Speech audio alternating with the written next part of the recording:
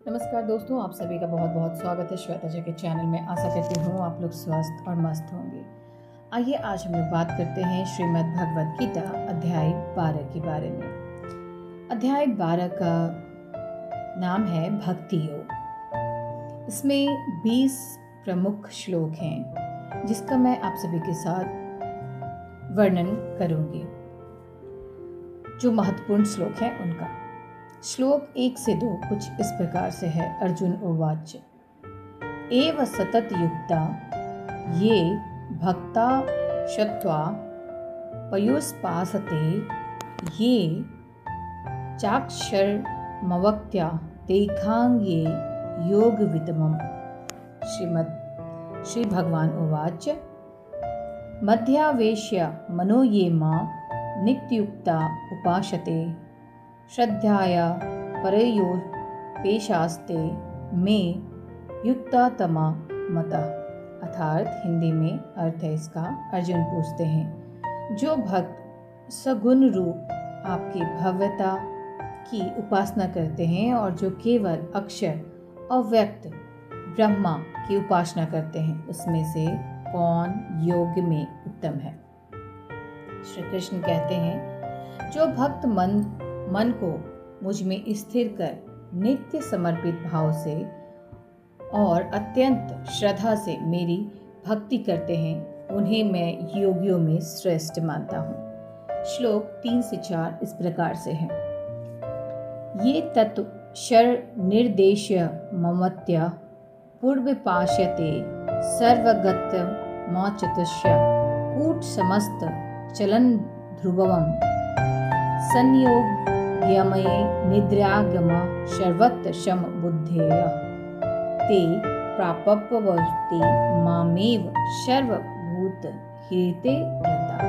अर्थात जो पुरुष अपने इंद्रियों को वश में रखकर अव्यक्त सर्वव्यापी अचल अपरिवर्तनीय ब्रह्मा की उपासना करते हैं और जो सभी प्राणियों के हित में समभाव से कार्य करते हैं वे भी मुझ तक पहुंचते हैं। श्लोक 5 इस प्रकार से है।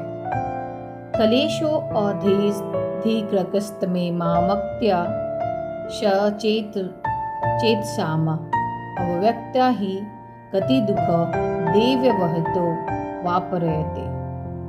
हिंदी में अर्थ है इसका जो अव्यक्त निराकार ब्रह्मा में अशक्ति चित्त है उसके लिए यह मार्ग बहुत कठिन है क्योंकि देह के साथ जुड़े रहने वाले को अव्यक्त मार्ग दुखदाई लगता है। श्लोक 6 से 7 इस प्रकार से है। ये तु सर्वाणि कर्माणि मयि सन्न्यस्य मत्परः अन्यन्येव योगेन मां ध्यायन्त उपासते तेखांगम समुद्धता मृत्यु संहारगतं भवामि नचि परापार्थ मध्य वा सीचरेतास्म। अर्थात जो लोग सभी कर्मों का फल मुझ में अर्पित कर अनन्य भक्ति में लगे रहते हैं मैं शीघ्र ही उनके चिंतन केंद्र को आत्मश्रद्ध कर मृत्यु संसार के सागर से उद्धार करता हूँ। श्लोक 8 से 9 संस्कृत। मध्येव मन्मूढ़स्तव मयि बुद्धि निवेशय निवशिंसयसि मध्येव अतः उधर्व न संशय अथ चिंत समाधातो न शक्नोसि मयि स्थिरमम् अभ्यास योगेन ततो मामीच्यसास्तु धनंजय। हिंदी में अर्थ है इसका मन और बुद्धि को मुझ में लगाओ तदुपरांत अवश्य मुझ में निवास होगा। इसमें संशय यदि मन को मुझ में स्थिर रखना कठिन है तो अभ्यास योग द्वारा मुझ में लगन स्थापित करने का प्रयत्न करो। श्लोक 10 से 11 कुछ इस प्रकार से है। अभ्यायेया पशमस्ततो मत कर्पण्यमरो भवः मत दर्दमपि कर्माणि कुरुष्यन्ति ध्यवा मम स्थिता। अथे तत्पश्चात् युक्तशी कुरुत मधोगममाश्रित सर्वकर्म फलत्याग ततः कुरु यथा तत्मवावा। अर्थात यदि अभ्यास से भी मैं असमर्थ हूँ तो मेरे प्रति समर्पित होकर कर्म प्रधान बन जाओ।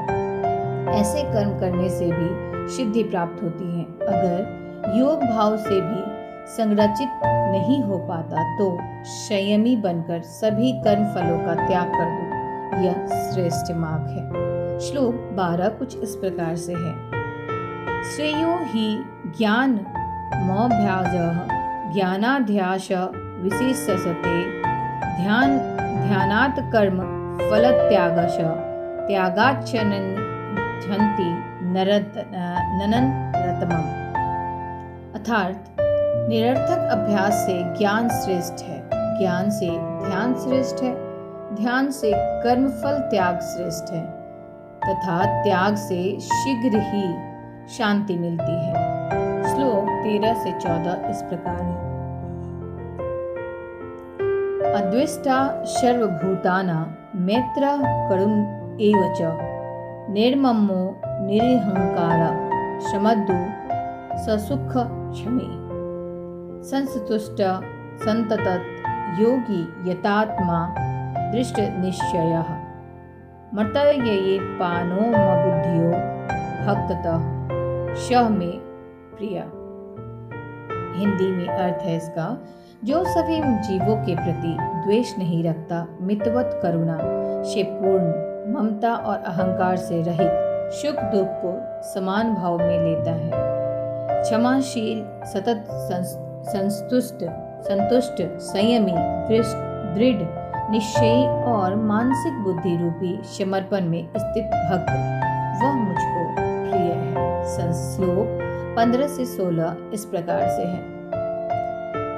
यस्मानो नदीद्विजते लोको लोकान्दो द्विजते चय हर्षमर्ष भयोद्वेगयुक्तो य च मे प्रिय।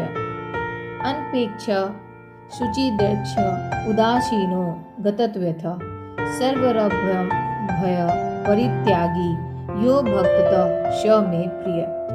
हिंदी में अर्थ है इसका, जो न किसी को कष्ट पहुंचाता है और न स्वयं दूसरों से विचलित होता है, हर्ष अमर्ष भय द्वंद्व वह से मुक्त है, वह प्रिय है। जो इच्छाओं से रहित, आंतरिक एवं ब्रह्मा रूप से शुद्ध, कर्म कुशल, उदासीन, व्यथा रहित है और सभी परंपराओं का त्यागी है, वह भक्त भी मुझको प्रिय है। श्लोक 17 से 19 इस प्रकार से है। यो न हस्यति न दोस्ति न सोचति न कारक्षति शुभाशुभ परित्यागी भक्तिमानयो शे प्रिय। समशत्रो च मिते च न मानापनामयोः शीतोक्षण सुखद खेषु सम संगय विजर्ता तुल्य निंदा आस्तदोन्ते मोनिः संतुष्टतो येन केनचित् अनिकेत स्थिरमति भक्ति माने प्रियो नरः। अर्थात जो न हर्षित होता है, न द्वेष करता है, न शोक करता है, न कामना करता है और शुभ अशुभ दोनों का त्याग करता है, वह भक्त मुझको प्रिय है। जो शत्रु और मित्र में, मान और अपमान में, शीत और उष्णता, सुख और दुख में समान भाव रखता है और अशक्ति से रहित है, वह प्रिय है। जो निंदा और स्तुति को एक समझता है, मौन है, संतुष्ट रहता है और स्थिर नहीं, वह भक्त मुझको, जो और अस्थिर नहीं, वह भक्त मुझको प्रिय है। श्लोक 20 इस प्रकार से है। ये तुम धर्मामृतमिन्दः ययुक्तः पौर्यवाशते प्रदाधाना मत्प्रमा भक्ता संसते अतीव में प्रिया। अर्थात लेकिन जो लोग श्रद्धा पूर्वक इस अमृत्य धर्म जो ऊपर वर्णित है का पालन करते हैं और मुझ में परम लक्ष्य मानकर मेरी भक्ति करते हैं, वे भक्त मुझको अत्यंत प्रिय हैं। तो आइए अध्याय 12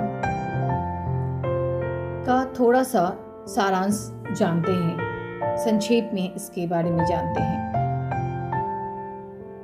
अध्याय 12 का महत्व कुछ इस प्रकार से है।